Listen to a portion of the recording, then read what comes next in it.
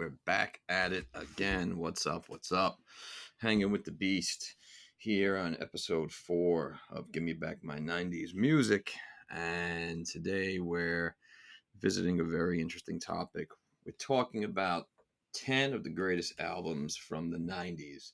And of course, this is going to call, obviously, we're not going to go in order with this because there isn't really no way to go in order. I mean, yeah, you could probably do it in terms of record sales by the numbers by that, but I never believe in that because that's just a whole nother category if you want to break things down. And I'm not going to do that because we're not going to get anywhere with that one. That being said, um, not going to go in numbered order, of course. We're going to just go, I'm just going to go from 10 of my favorite albums from that time. 10 albums that I still listen to today very much. 10 albums that have multiples amount of songs that um, were not just groundbreaking for the time, but are still, groundbreaking today. I mean, let's face it, a great hit never gets old no matter what, no matter when it came out. I mean, how many 60s and 50s and 40s and 30s and songs and so on and so forth, even classical music that came out so many years ago are still relevant today. Well, there's quite a bit. And if you know anything about anything, during the 90s, we had so many hits, it wasn't even funny. So that being said, that is the subject we're covering today. 10 of the best albums during the 90s. And, in doing this, I didn't have to research this too much because I kind of had a lot of the albums already in mind for this. And in, looking further into the various albums themselves, when you look at them, I think depending on what site you look at and you're looking for the numbers, you'll see that a lot of them, of course, these 10 that I have here did do well statistically, selling in the millions and continue to sell even today. And also were the groundbreaking albums for the most part for these bands. Um, they included so many hits from that album that were played on the radio and were commercial smashes. But I think that what they also had was a lot of hits that maybe were under the radar and weren't considered commercial hits or radio play for whatever reason that is. I don't know.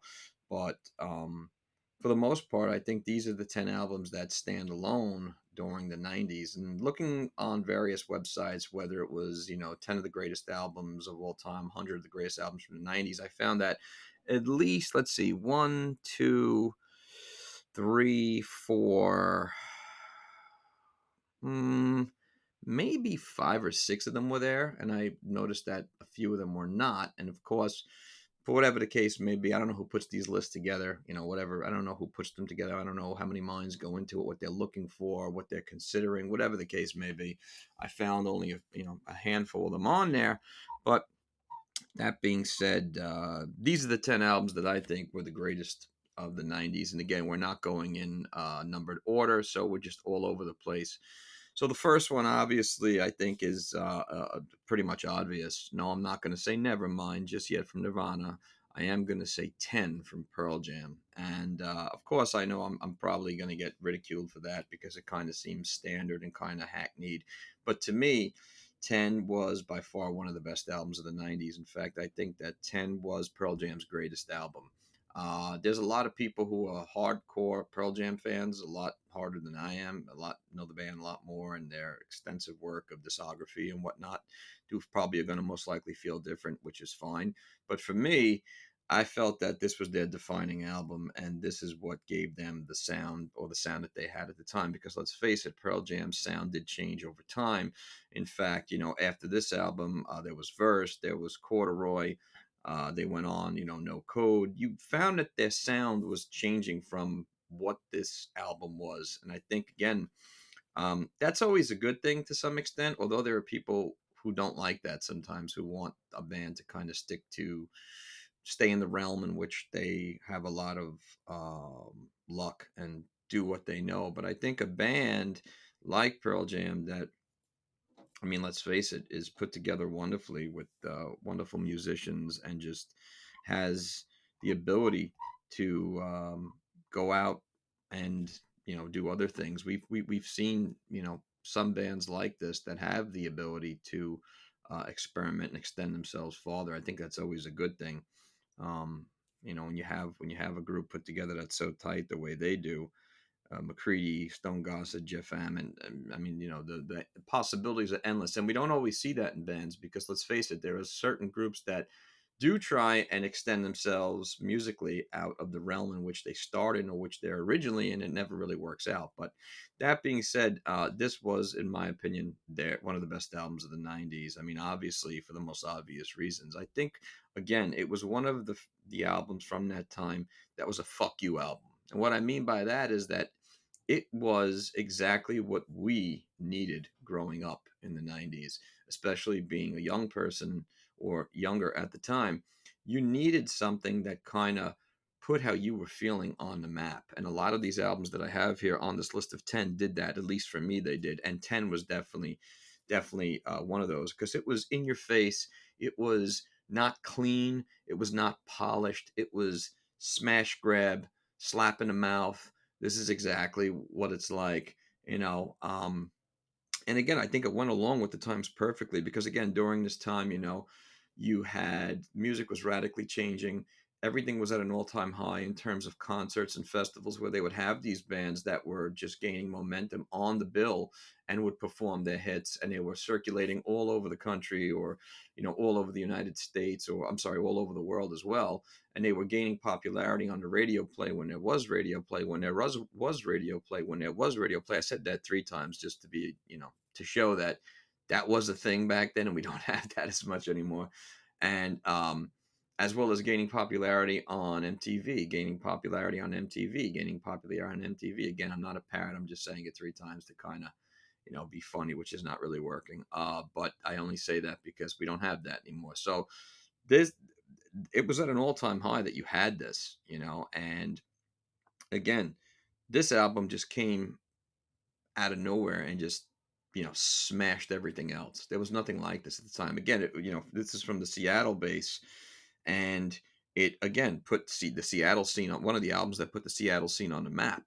And it was funny too because you could see so many videos going around online where you see an early Pearl Jam during this time, right after this album had come out, and they were doing these magnificent performances where Eddie Vedder was, climbing up the stage, the side of the stage, and maybe I don't know where it is where he's climbing the camera stand, whatever, and he a crowd dives and crowd surfs. It was awesome, but that was the timing. It was very ragtag, in your face. It was high tempo. It was high intensity. And that's what made it so good. And when you had these wonderful albums coming out at the time, again, I think it helped us as people who were going through a lot during those times, just growing up and trying to exist in a world that we really didn't know much of. But these albums were kind of standalone. Like I said, they were fuck you albums. They were fuck you to everything else the way it was, or everything else the way the narrative wanted it to be. These were different paths that were taken with these albums, and that's what made them wonderful. So this is a phenomenal album, and of course, there were mega hits that came from this album, that just ripped the charts apart, that were everywhere, all over the radio. And again, one of the ones I mentioned before was obviously "Even Flow," which I think is by far one of Pearl Jam's greatest songs of all time. And again, if I seen hackneyed or kind of like common, that's just my opinion. I don't give a fuck what anybody else thinks. Even Flow holds a special place in my heart. And I think I mentioned this before. It's always one of my go-to songs, especially when I'm lifting and working out, that I need something to really cling to that'll get me through it. Even Flow is definitely one of them. Has a certain energy about it that is timeless. Um, just again, I think if I had to describe maybe one of 10 songs that you put in a Pearl Jam time capsule, Even Flow would be one of them. The most obvious and mega hit off that album, of course, was Jeremy. The most interesting thing about Jeremy was I think that, other than being a good song, the subject that it tackled the subject of a child being bullied in school and not having the best home life, and then eventually, unfortunately, committing suicide in school. And if you saw that wonderful video during the time of MTV, or if you YouTube the video, you'll know exactly what I'm talking about. Another interesting thing about this song is that you couldn't possibly sing this today without catching some shit with all this cancel culture. This band Pearl Jam would have caught in a lot of shit for Jeremy today. But then again, the funny thing is too is that that song holds a lot of place in today's world where we see a lot of bullying going on, not so much in person, but unfortunately online as well. And people suffer because of it. Obviously, you never want to see anybody commit suicide. You don't want an ending to come like that. But yeah, you wouldn't have been able to do that today. You wouldn't have been able to get away with this singing with today, unfortunately, because it again, it was a precursor to everything else that happened that was going to happen in society. So or that was going in that direction. But that was one of the hits. You couldn't go anywhere without hearing that song on the radio. Um, I mean, it was always playing. Whatever I think it was, whether it was a hard rock station or maybe a mediocre, middle of the road type station, you always heard it playing there. It was always on the top 10 list at the time. It was always the number one hit, monster hit everywhere, and that was back in 1992, which seems like yesterday to me, honestly. Obviously, the other hits that came off this were "Oceans," which was a phenomenal song, "Alive," which was one of their best songs. Another song that you still hear today. You still hear constantly on certain stations, and was playing a lot at the time as well. And let's face it, there were a lot of other hits off this album, man. That you know that I think are just phenomenal songs. One of my favorites off this album is Release. If you watched that wonderful movie, Out of the Furnace, with Christian Bale and Casey Affleck and Sam Shepard, which is one of my favorite movies of all time, that song really is played throughout the movie magnificently. It's kind of like the main tune to that song, and it's just a phenomenal song. It's really lengthy, in 9 minutes and 5 seconds, but it has such great highs and lows. Just overall kick-ass song.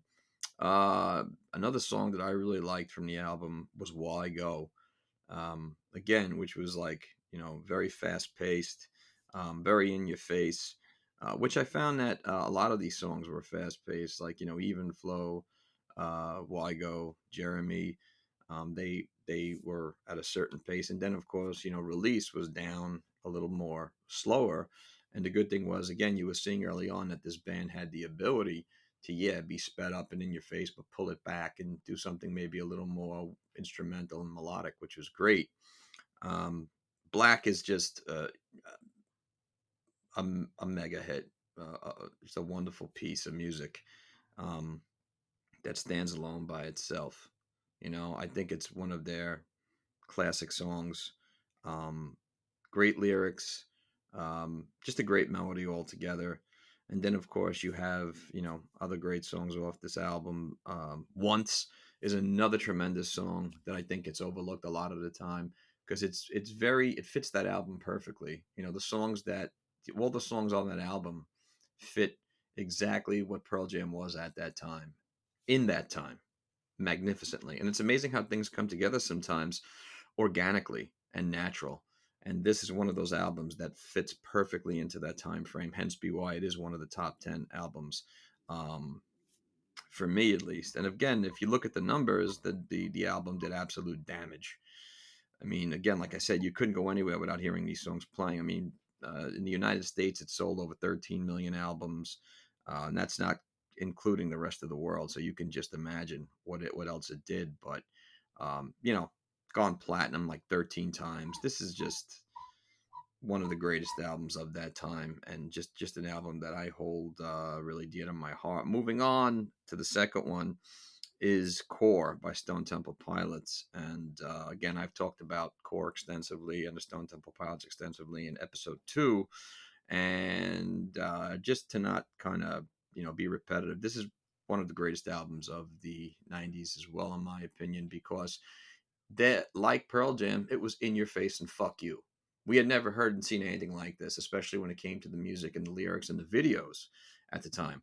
It all fit together perfectly. And I think Weiland had the perfect voice for that time, as did Eddie Vedder, as did Chris Cornell, as did Kurt Cobain, as did Lane Staley, as did Peter Steele.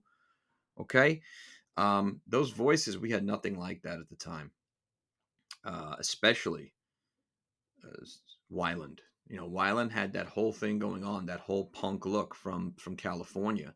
And the good thing about them is that they weren't part of the Seattle scene because let's face it, out of Seattle we had some of the greatest bands at that time, which was Pearl Jam, which was Soundgarden, which was Alice in Chains, which was Nirvana, and now you have um, someone come out of California, and again, a great group of musicians who, like Pearl Jam, was so in sync and musically were clicking on all cylinders, and they were able to just come together and just make something, create something that was absolutely timeless for my in my opinion. And of course, as we spoke about before, to this day, every time I hear Plush, it just brings me back to that time when I first heard it. Because, like I said before, I had never heard. I don't think anyone had ever heard a voice like that before, nor a sound. Uh, something that came deep from inside. On that album, so that type of sound, especially in those first few riffs of Plush, that it holds a special place in my heart and my soul and my mind. Um, all those riffs that they had during in the beginning of Plush, I should say.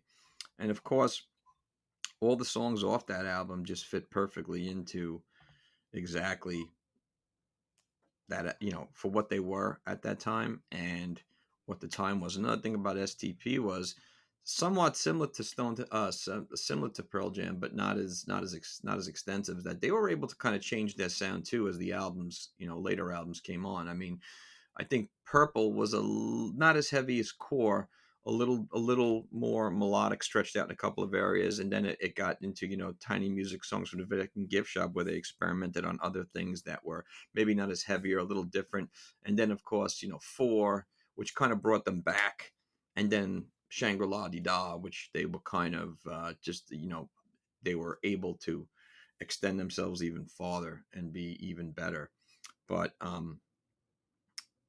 this album, for the most part, looking at the hits, obviously, Plush, obviously, Sex Type Thing, Wicked Garden, which is one of my favorite songs of all times, Dead and Bloated. I mean, those are heavy hitting songs. Like, again, fuck you, punch you in the mouth, kick you right between your legs, and drop you to the floor. In your face type shit. That's what makes them so important. Again, at that time, that's exactly what we needed. It was, for as good as the 80's were, and the 80's were a magnificent time for music, it was a transformation into more this rugged, primal sound that was its own beast and that would stand the test of time and just rip shit apart in those 10 years from 1990 to 2000. Um, Sin, definitely one of my favorite songs of all times, has some of the best lyrics, in my opinion. Creep, which we were able to see them pull things back a little from the heavy and kind of go with a slowed down song. Again, there's STP showing their chops. Um, Crack a Man, just a wonderful tune. Where the River Goes. I mean, this is a great album altogether. It's the lyrics are wonderful. The music is wonderful. This is a tight group that was really together, um, and they were able to put out this wonderful album, which meant so much to me, at least. Still does. It's still one of my go-to albums, especially when I'm talking, as we're talking now, of the greatest of that time. It holds a special place, and these are the interesting thing about this album too was the way the music was structured, the way it was put out numerically. The first song off the album is not the way it came out radio play, but when you have the album, it's Dead and Bloated, then Sex Type Thing, then Wicked God. I mean, you got three kick-ass hits back to back to back. Then you have that little interlude, the instrumental there for a minute and 20 seconds with No Memory, and then it's Sin and Naked Sunday and Creep. I mean, it's put together wonderfully. And again, at that time, you couldn't go anywhere without hearing Plush. I mean, again, I think that could have been the most playing song other than Smells Like Teen Spirit of that time. It was everywhere, man, on the top 10 list. And I think everybody, for the most part, really dug it, even if you weren't an STP fan or a, fan of that type of music. I don't know why you wouldn't be, but you had to really love that song. Um, so again, you couldn't go anywhere. You couldn't go anywhere without seeing that great video. Another great video that came from that came with the song was Wicked Garden, one of my favorite videos. And then, of course, there was that really cool video of Creep of him, of Wowan and the Pilots doing the acoustic MTV live show, which is, again, I think just shows them how genius they were musically. Um, so they were really tight as a band, obviously. And again, the numbers for this album were through the roof. I mean, like I said, Plush was on all the charts, was the number one in the US main rock. The funny thing is, the charts were they had so many different areas. There was US pop, US air, US alternative, US main, all these, what, all these categories they were trying to put things in. It was so weird, man. Sold over 8 million albums, not including the rest of the world, and continues to sell to this day. So it's definitely in the vault of greatest albums from the 90s, if it was a vault, in my opinion. So crossing off 10 and Core, moving on. Obviously, my next one is Nevermind from Nirvana. And it's funny, I was recently watching the live version. Well, what I mean is the video of their MTV Unplugged show where Nirvana performed some of the songs off Nevermind, and it they great thing about them was it sounded even better live when they did it in a different way, as great as it sounded on Nevermind. And again, like 10 and like Core, this was an album at the time that was the wallpaper, was the surrounding energy for that time. It spoke to so many, and it gave us exactly what we needed. And Smells Like Teen Spirit is one of those songs. Funny story. There was a place on Long Island called Hot Skates. Used to be a place where you'd go, and it was a skating rink, and it was kind of cool at the time. We had so many birthday parties there and whatever. It wasn't even funny. But if you were there, you'll know what I'm talking about. That it was a big circular rink, and you would skate and whatever. And there was a live DJ who would play the latest hits at the time. And I remember "Smells Like Teen Spirit" blasting, and so many of us headbanging as we skated, which really wasn't a good idea for me because I wasn't that good of a skater. It was kind of like Frankenstein trying to tap dance while you're headbanging, at least for me. But this song and the video playing, they had a large screen there and a video playing, so it was always good. Speaking of videos, this was one of those most memorable videos from that time too, and it was a real simple video. Them in the gymnasium, was kind of those the cheerleaders and whatnot, the great janitor kind of swinging the broom and whatnot in your face, smashing you, right in the chin, kicking you between the legs type of song and type of album. That just absolutely tore the heads off of everybody. And for those that couldn't understand it, uh, that was perfect because that's, again, we got it from that time. We understood it. And that was which made it so good. And then, again, this is a band they that had come from a really hardcore punk type place with Bleach. Bleach was really unpolished. This was more of a polished up album, but still, again, like Pearl Jam, like Stone Temple Pilots, they're able to show their chops on here because In Bloom, Come As You Are, Breed, um, they were songs that, while they maintained a certain sound about themselves, they were able to show their chops as a band. That's why I mentioned before, when you saw them live on the acoustic MTV thing, it really showed how good they were and how many areas they could tap into. Polly, for that matter, is a song, as well as Something in the Way, that show their ability to do that. In Bloom had that great video too, where he had the funky glasses, and he was like kind of like an Ed Sullivan show, and they were all like dressed neatly and everything, and they're playing that great song. So again, another great video from that time to go along with a song. And look, let's face it, at the time you couldn't go anywhere without hearing "Smells Like Teen Spirit" on the radio. "Come As You Are" was another one, another great song off that album. You couldn't go anywhere hearing it. That great riff in the beginning, that famous, deep riff playing. And it's funny too. "Breed" has become one of my favorite songs. I think that was a phenomenal song, man.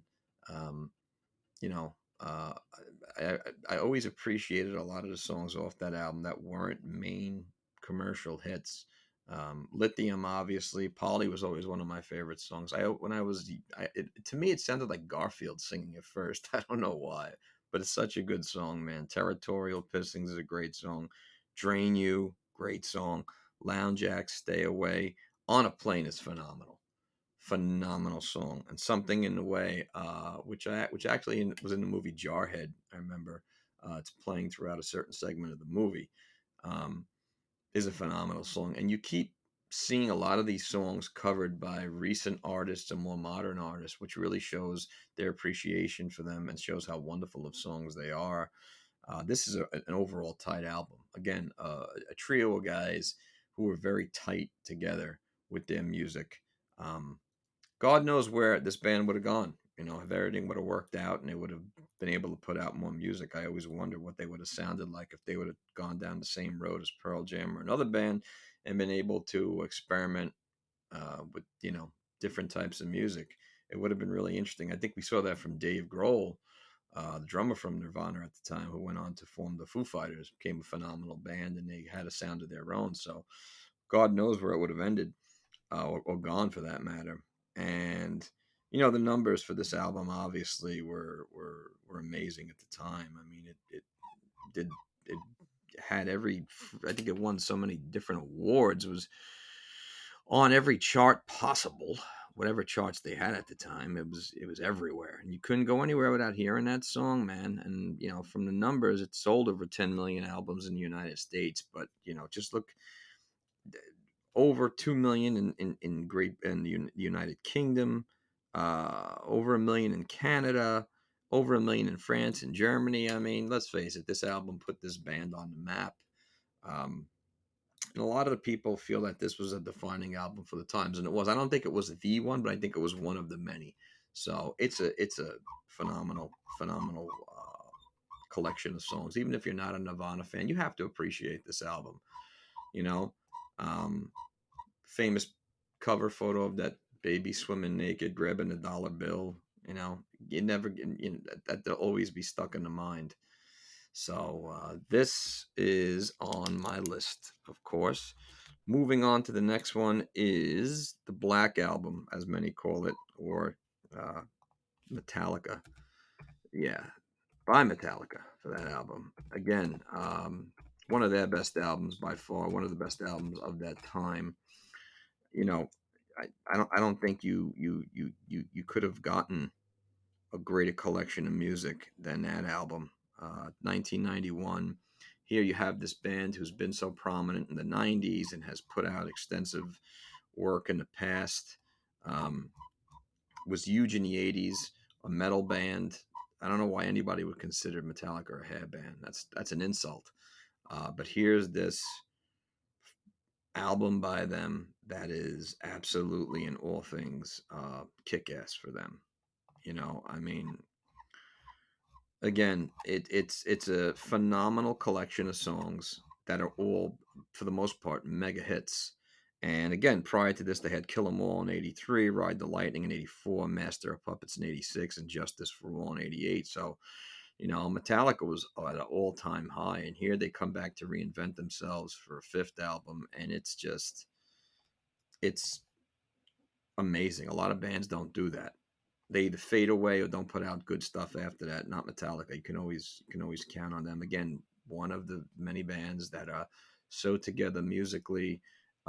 It almost feels like fate for that matter. And look, every time you hear Enter Sandman, first thing that comes to mind is Mariano Rivera's entrance to the field for the New York Yankees, relieving a pitcher coming in to close out a game and strike the shit out of the batter. That'll always come to mind, okay? Especially for us proud Yankee fans. So, what's better than that? You couldn't go anywhere without Enter Sandman or The Unforgiven playing back in those days. Um, it was all over the place. It was the number one hits everywhere. And funny, they had two of the greatest albums to go along with those songs. Enter Sandman, of course, had that great album. There's that great segment where that truck hits the kid's bed when he's dreaming. And The Unforgiven had that funky old man who was kind of crawling around on the floor in the dirt and everything. I always thought he was like some type of kind of janitor or maintenance dude who kind of like got locked in the school, and the school had closed down. He was trying to survive. I don't know, whatever. But two of the greatest songs of all time, two of the defining Metallica songs for that matter. Enter Sandman, The Unforgiven, and then look at the rest of it. Wherever I May Roam. I mean, is there not a better song than that? In fact, when they performed that song live at '91 in Woodstock, I think it sounded the best it ever sounded.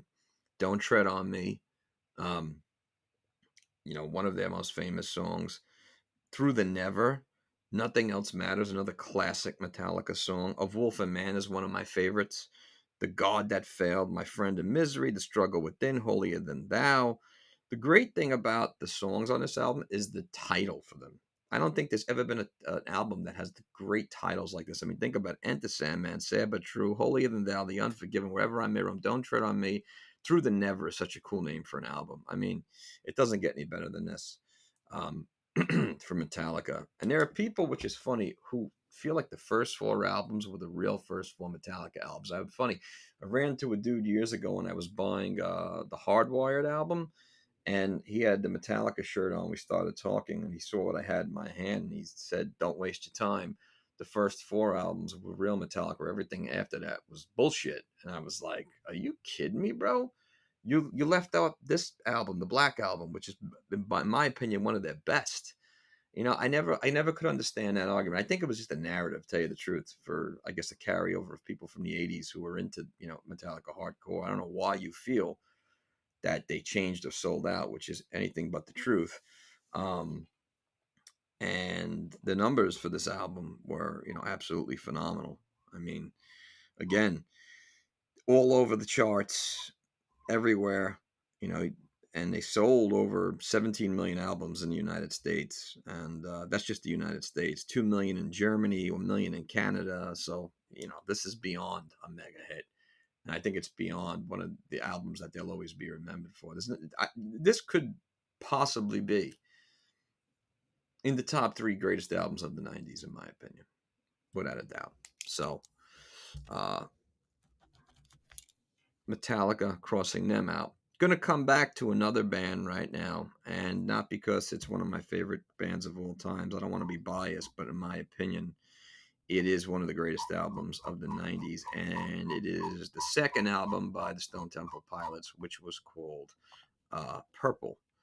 And again, I'm sure there will be people that disagree with me, that don't feel that I should be, using multiple albums per band. But hey, man, can't help it. That's the way it's going to be. Came out in '94, was their follow up to Core, and was all things kick ass. I mean, obviously, with their hit, The Big Empty, which was on the Crow soundtrack, and wonderful songs like Vaseline, which had a tremendous video. Still it's one of my favorite videos of all time. And of course, Interstate Love Song, another great video. Pretty Penny, which was really played all over the radio at that time. Unglued, Army Ants, Kitchenware, Candy Bar, Silver Gun, Superman, Still Remains, Loungefly, Meat Plow, two of the most underrated songs of all time. Loungefly is that song I said before you would hear on the MTV commercial. Um, Great album, man. If there was ever a great follow-up album to their debut, this is one of them. And there's a lot of people who feel this was better than Core, which I can't get into that argument because I love both of them dearly. And again, like I said before, you were able to hear STP experiment a little more in this album, although stick to kind of the same sound. They took on Pretty Penny, they took on Big Empty. Um, so they were, again, once again, tight as can be with their music. Great lyrics. Um, and if you, again, I've said this before, if you were lucky enough to see them perform live and perform these songs live, they sounded just as good as they did on the album. Um, and like I said, they were the videos. They had great videos to these songs. It was all over the radio. So this is a phenomenal album, man, by all means. And for the most part, I think the numbers probably weren't as good as the debut album, but that doesn't really mean anything. It still was on the charts. Still sold over 6 million albums in the United States. And again, these numbers aren't perfect. I'm sure it sold a lot more. Um, but again, I think if there's an STP time capsule, obviously, Vaseline is in there. So is Big Empty. Because I think that song just kind of was similar to Creep in that it was slowed down and it was, it was away from that up tempo kind of high intensity type of album. But yeah, this is a phenomenal album. And again, not many bands are able to maintain a certain status per album. We see bands that kind of fall a little bit. Some albums aren't as great as others. They get away, they experiment too much to one side or whatever. Not the case here. This was a phenomenal second album. And it's very rare that that does happen, but STP had the ability to just pump out content and keep pumping out great albums as they would keep on coming. Uh, Moving on to the next one is an album I think that by far is one of the best of the 90's. Had an original sound. It had so many good songs on the album, such great lyrics, and such so original, uh, and such a cool name. August and Everything After by the Counting Crows, one of my favorite albums of that time. I was just recently talking about this album actually to people, and we were talking about how we all agreed that it was one of the most phenomenal albums of that time. There are so many people that I run into sometimes that don't remember this album too well, and I don't know why. Maybe for whatever reason, they just, it's been a while, but this is words can't even describe how good this album is, and it's very rare that a band can have so many hits on an album. I mean, Mr. Jones was the first commercial hit off that album that absolutely just lit up the charts. If I can get my words out correctly, you couldn't go anywhere without seeing that video. You couldn't go anywhere without hearing that song. To this day, it still sticks as one of the great songs of that time. And then, of course, was Round Here. Same thing. Couldn't go anywhere without hearing it or seeing that video. Two great videos, two great songs, always pumping out content, viewers rather, and always being played and whatnot. But then there's so many other good songs like Omaha, okay, Perfect Blue Buildings, Anna Begins, Rain King, which has become one of my favorite songs off the album. Um, Raining in Baltimore. I mean, this is a phenomenal album altogether, and it shows what a tight group this was. It shows you what a great voice Adam Derwitz has. I recently heard him I think he was on Joe Rogan not too long ago, and again, he's a very in tune, cerebral guy, um, very smart when it comes to the music and whatnot, and they for that time, for the 90's, this is a standalone type album, and it was all over the charts, man. Again, it was sold over 7 million albums, 700,000 in Canada, um, over 10 million worldwide, even I'm sure more. But this is an album I recommend to people sometimes who either forgot what it was like during those times, or who weren't too familiar with the Counting Crows. And it goes to show you that during that time we had so many different genres of music that was so great, that was that was around for us, that it just made the times better. So yeah, man, definitely August and Everything. One of the best titles for an album, in my opinion, of all time. That is on my list. Okay, moving up next is Soundgarden Super Unknown, which definitely holds a special place in my heart because there were so many songs off of that album that bring back so many memories for me that, it just obviously, it just resonates in my brain and brings back the great, great times of those days. And, came out in March of 94. And I remember, I think I mentioned this before, one of the first, not one of the first, one of the most videos that I used to see all the time, which was one of my favorite videos, not Black Hole Sun, which was a great video and great song, was Spoon Man. I was always mesmerized by the Spoon Man himself. Um, that whole segment when he's playing the spoon and shit like that. Still one of my favorite songs of all time. This album, what didn't this album have? I mean, My Wave, one of the classic Soundgarden hits. Fell on Black Days, another classic Soundgarden hit. Super Unknown, title of the album, great, great song. Black Hole Sun, which was their mega hit off this album. The Day I Tried to Live, another classic Soundgarden song.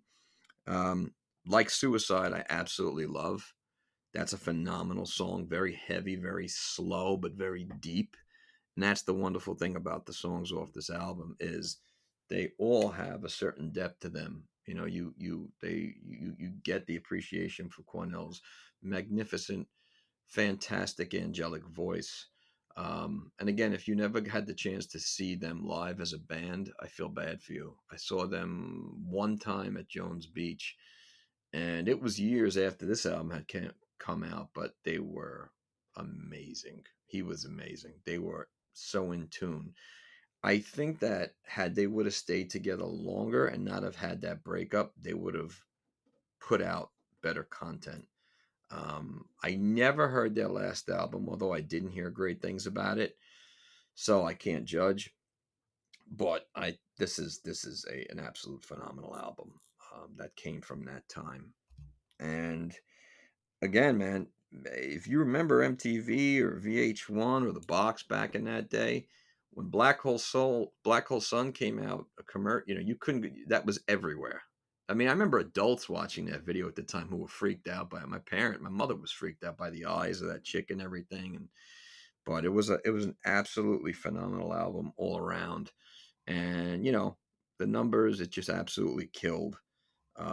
Selling well over 5 million albums in the United States, and of course, doing damage all over the world.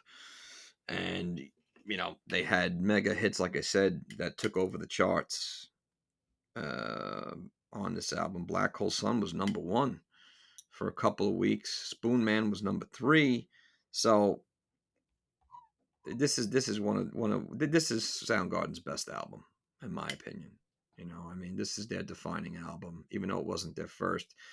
It's just amazing in all aspects. So, Super Unknown on the list. Moving on next to this was a tough one, man. I gotta admit, this was a real tough one. It was between Dirt and Facelift. Obviously, both by Alice in Chains, but I kind of just went with Dirt. Again, one of the greatest bands of all time, one of the most underrated bands of all time, in my opinion. And this is a phenomenal album um, that, like many during that time, kind of stood alone and kind of just, you know, resonates with that time. You couldn't go anywhere without hearing Angry Chair or Rooster or Them Bones or Wood. I mean, Wood, I think, is always playing on certain radio stations at the time, or Down in a Hole. I mean, these are amazing songs. These are like timeless songs that they'll be playing in 30 and 40 years and will still be just as good as they were when they came out. They were everywhere. Everyone loved Alice in Chains. They had that unique sound that cannot be copied. Lane Staley had that unique voice that cannot be copied. Him and Jerry Cantrell were just the perfect 1-2 combination that were in sync. I mean, you don't get that a lot of the time. This album, again, Angry Chair, Rooster, Hate to Feel, Them Bones, Rain When I Die is one of my favorite songs. Junkhead, Wood, Sick Man, Dirt, Damn That River, Godsmack, Down in a Hole, Iron Gland. I mean, what the hell have I? It's a crazy good album, man. Crazy good album. One of the best covers, too, of the album with that chick in the sand. Okay.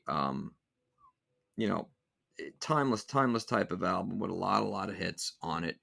And again, I remember when they were coming out, Wood got released on the 30th of June in 92, Them Bones in September, Angry Chair in December, Rooster in March, Down in a Hole that next August. I mean, they were just pumping content off this album, and if you saw them live at the time, I wish I would have, but when they were touring on all these different tours at the time, they sounded so good.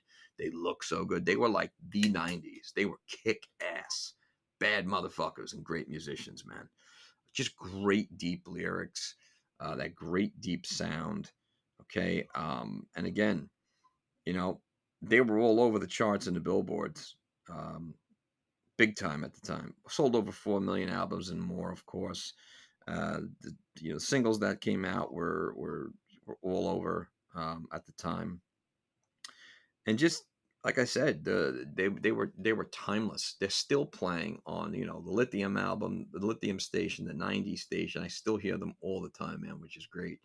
Yeah, I I often wonder too, like many other bands, what would have happened had they would have been able to stay together and pump out more content and be relevant even in today's world.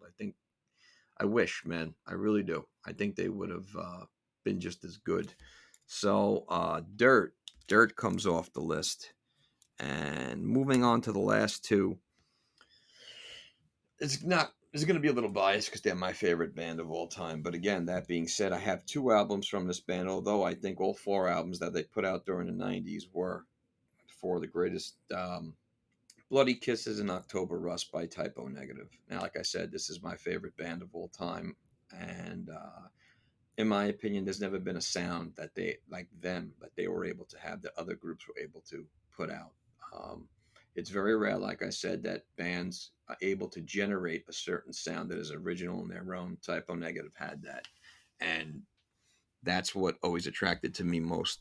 Always attracted me to them most of all. I remember when I first was introduced to them. I was listening. I think I mentioned this before. I was listening to 102.3 or 92.3 in my garage, my freezing garage, playing Sega Genesis. No, I'm not that old, and Sega Genesis still kicks ass.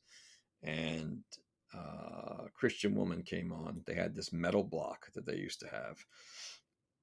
I was automatically intrigued. I felt like I was listening to something that I wasn't allowed to listen to that was like sacrilegious, hence be the song and the music lyrics. But then I remember going to high school and talking to a buddy of mine who was, into a lot of music as well. And I was like, yo, you ever heard that song, Christian Woman? Got that great voice. And he's like, oh, you mean Typo Negative. The album's called Bloody Kisses. And I remember the dude gave me the tape, cassette tape. I never gave it back to him. I wore that fucker out. And yeah, I wore that shit down to like where the tape wouldn't even play anymore in my Walkman. This is just again a phenomenal album. Great name for an album. That great cover photo of the two chicks, and Christian Woman again was I think one of those songs. If you're Catholic like I am, it definitely it made you think, man, without a doubt. I could, I remember certain people hearing it going, "What is he singing about?" I'm like, "Yeah, pretty much, pretty much." And it was like, I guess it was walking the line of certain things, whatever the case that may be. I'm not a fanatical Catholic by any. I'm going to hell when I die. I mean, that's just the way it's going to be. St. Peter's going to look at me and laugh unless my mother and father can get me in on a good name type basis, but I doubt it. My sins will devour me. But anyway, yeah, that's what it felt like hearing this wonderful song. That is just one of their all time greats. From the instruments, the instrumental parts, to the way they were tied as a group, to the lyrics, to Peter's voice. Such a great song. And then, of course, there's Black Number One, which is by far one of my favorite songs of all time. Um, that, for the most part, we didn't know what they were talking about at first. And then we found they were talking about hair dye. Has a great video to it, too. Both of them have great videos, by the way. The second one, Black Number One, has that awesome video when they're all like kind of moshing around and everything. Peter's got that big ass bass. Um, so those are two of their more famous songs off that album. And again, like I said, for a lot of these bands that I've mentioned today, if you had the chance to see them live, Typo Negative, I was able to see live 14 times. Thank God. They were great every time, and every time they performed these songs, they sounded just as good or better than they did when they were recorded, which is always something you appreciate as a fan. And I said before, too, they had put out two other albums during this time, which I thought were amazing. The other one, the earliest one, being Origin of the Feces in '92. Actually, there was Slow, Deep, and Hard '91, their debut album as Typo Negative. But then there was World Coming Down in '99, which I felt never got its due. Very underrated. A lot of people consider it dark and deep, which it was, but I thought it was all genius and phenomenal. But getting back to Bloody Kisses, um, you know, then you have so many great songs on this album. Summer Breeze is probably the best cover song I've ever heard. Okay, I remember playing Summer Breeze for my father back in the day, and I was like, "This is you heard this?" But he's like, "Oh, that's Seals and Crofts, Summer Breeze," and played it for him. He's listening. I said, "Do you like it?" He goes, "It's different." Perfect answer, man. Set Me on Fire, great song. Dark Side of the Womb, We Hate Everyone is a phenomenal song, as well as Too Late, Frozen. Had if you again if you didn't when you see them do that live, it was amazing. Um, Especially the way those songs transition from fast to slow. I mean, that's what I always appreciated about Typo Negative was their extension of songs, the way they were able to like kind of change momentum and sounds in a song, which was amazing to me. They did it better than anyone for that matter. Blood and Fire is an amazing song. Can't Lose You. Um, you know, this is Bloody Kisses, Death in the Family. I mean, this is a great album. This is just a timeless piece of work that stands alone. And the great thing about it was, again, they had a different sound, so they weren't like these other bands that I mentioned, Pearl Jam or Stone Temple Pilots or Alice in Chains or Nirvana. They were something else. They were a whole different other beast, and they always were, and that's what made them so good. And number wise, the funny thing about this album was, again, it was unfortunate that they weren't getting more radio play, because this album should have been everywhere in terms of radio play. And you can never go by radio play sometimes, because you never know what goes into that, why they're not playing certain things. Maybe it had to do with the lyrics or the whatever the case. But this should have been an album that was playing everywhere at the time. And the great thing about Typo Negative was they never sold out. They always tried to do things the way they knew how to do it and not kind of commercially hang themselves. We see that from bands sometimes that they'll sell their ass. They never did that, man. Like, they stuck to their roots and did a great job of it. So yeah, Bloody Kisses is definitely on that list. And of course, like I said before, October Rust. October Rust, man, another phenomenal album. Came out in '96. Um, Again, funky ass cover, the branches with the thorns and whatnot, all from Roadrunner, by the way. Great album. Great album. It has that crazy funny start of like the skipping and shit like that. Makes you think that there's something wrong with the CD or your radio at the time. Um, how many hits came from this album? Oh my God. Love You to Death, which I think is probably, other than Falling in Love with You by the great Elvis Presley, is probably one of the great wedding songs. Love You to Death. What better way to dance with your loved one than to love you to death? Such a great song lyrically, such a great sound. Be My Druidess, another unique, underrated song. Green Man is a phenomenal song. It's a phenomenal song. Every time you listen to it, it just gets better. Red Water, Christmas Morning. I mean, there's so many hidden jewels on this album. My Girlfriend's Girlfriend. If you don't ever want to see a good video, watch that. I think, again, lyrically, there are some of the greatest lyrics on that song. We don't care what people say when walking hand in hand down King's Highway. If you're not from Brooklyn or you don't know Brooklyn, you may not appreciate that so much. But I was born in Brooklyn, had a lot of family in Brooklyn, grew up in Brooklyn a lot, just going back and forth. But I was raised in Queens. I know King's Highway very well, and what he's singing about is very interesting. Definitely, Die With Me is a phenomenal song. Burnt Flowers Fallen, tremendous. In Praise of Bacchus, I should say, which is the Greek god of wine. Oh, that song holds a special place.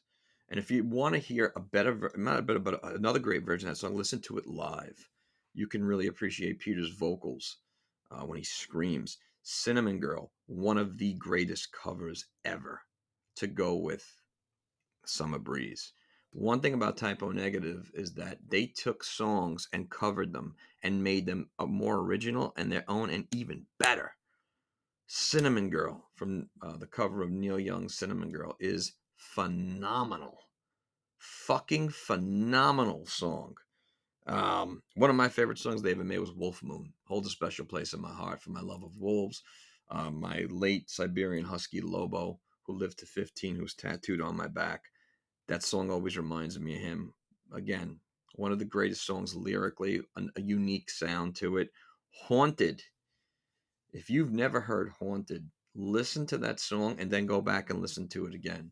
You appreciate it again for the longevity of the song, for the lyrics and the sound, unlike anything you've ever heard. That's another thing, was the longevity of their songs. They were so long, but they were so intriguing. And again, like I said, they were able to change things up in there. These are two phenomenal albums that can never be redone. Typo Negative sound can never be redone. It's unique. It is what it is. It's its own beast. So Bloody Kisses and October Rust, and those are my 10 albums right there. And going back, just looking them over, it was 10 by Pearl Jam, Core by STP, Nevermind by Nirvana, the Black Album by Metallica, uh, Purple by STP, um, August and Everything After by the Counting Crows, Super Unknown by Soundgarden, Dirt by Alice in Chains, and October Rust and Bloody Kisses from Typo Negative. Those are my ten best albums of the 90s. I'm sure that you all have others that you have in mind, which is wonderful, which I love to hear about more, which I love to hear why you think they're the best albums, what they're, why, how they're important to you, the songs off them, why you think that they're the best in terms of the music, in terms of the instruments, in terms of the sound. Maybe it was something that was, going on in your life that those songs or those albums hold a special place. The artwork, the videos that were coming from that album, I'd love to hear it. That's why I love the good back and forth that I get from people on the Instagram page. And you can find me on the Instagram page at Give Me Back My 90s Music Podcast. You can also have a page for it on Facebook as well. And thank you for listening, like always. And I most likely will have another show coming this week where another topic will be discussed, although I will preview that topic on Instagram before. So this is the Beast, and we out.